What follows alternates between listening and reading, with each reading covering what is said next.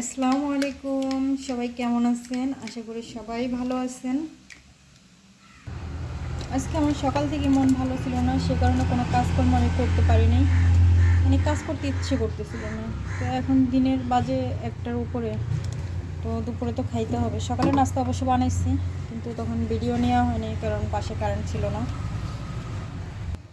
আর এখন যেহেতু ব্লগিং শুরু করছি, এবার মন ভালো থাক খারাপ থাক শরীর অসুস্থ থাক, তারপর ফেসবুক বা অন্যান্য অ্যাপ্লিকেশন ইউটিউবে এটা তো বুঝবে না, এরা তো প্রতিদিন দেখবে যে ভিডিও পোস্ট হইতেছে কি না, তারপরে রিল পোস্ট হইতেছে কি না, এগুলো দেখবে। তো সেই কারণে বাধ্যতামূলক ভিডিও করার জন্য রান্নাবান্না প্রতিদিনই করতে হয়, কিন্তু ভিডিওটা বাধ্যতামূলক করতে হয়। আগে তো মন চাইলে করতাম, না তো করতাম না। আর আজকে একদম সিমসাম খাবার বলতে ডাল আর ডিম ভাজি করতেছি। এগুলো আমার বিপদের সঙ্গী, মন খারাপের সঙ্গী, সব কিছুর সঙ্গী বলা যায়। মানে যখন কোনো শর্ট টাইম থাকে, মানে ব্যস্ততার সঙ্গী, সব কিছুতেই ডিম আর আলু ভর্তা আর ডিম ভাজি এগুলো আমার সঙ্গে। আর এই দিকে হচ্ছে আমার আরেক জ্বালা, মানে বাসার মধ্যে এখন আমি ওই ভিডিওর সাথে সাথে ভয়েস দিই, তো সাথে আমার ছেলে ডাকে আম্মু, সাথে আমার জামাই পিছন থেকে আবার ব্যাকগ্রাউন্ড নয়েজ দেয়। এদের মানে কি বলবো, তো ভাবতেছি এদেরকে নিয়েই কন্টেন্ট বানাই ফেলবো, এদেরকে আর বাদ দিব কেন। আর এই যে দেখেন ডিমটা কত সুন্দর ফুলে গেছে, একদম বাদামি কালার হয়ে গেছে। এখন ডিমটা মাঝখান থেকে কেটে নেব, কারণ সেদিন একজনকে দেওয়া যাবে না, সব কিছুরই দাম বেশি। হাফ হাফ করে খাবো। মাঝখান থেকে একটু কেটে নিলাম, আর একটা ডিম ভেজে নেবো, ততক্ষণ পর্যন্ত সঙ্গে থাকুন।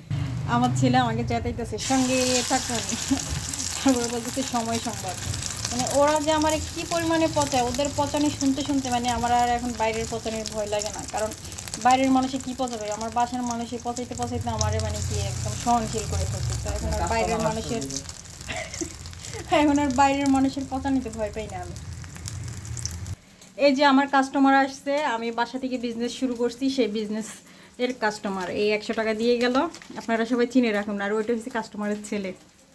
আর ওদের সাথে কথা বলতে বলতে এদিকে আমার ডিম পুড়ে দিতেছে, অবশ্য আমার ডিম না, মুরগির ডিম পুড়ে দিতেছে।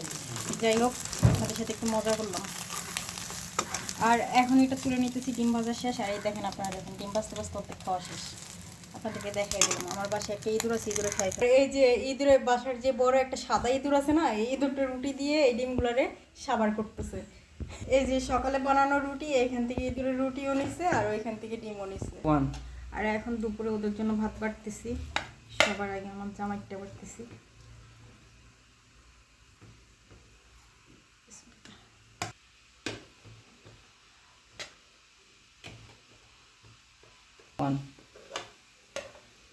আর এটা হচ্ছে আমার খাবার, এনাফ।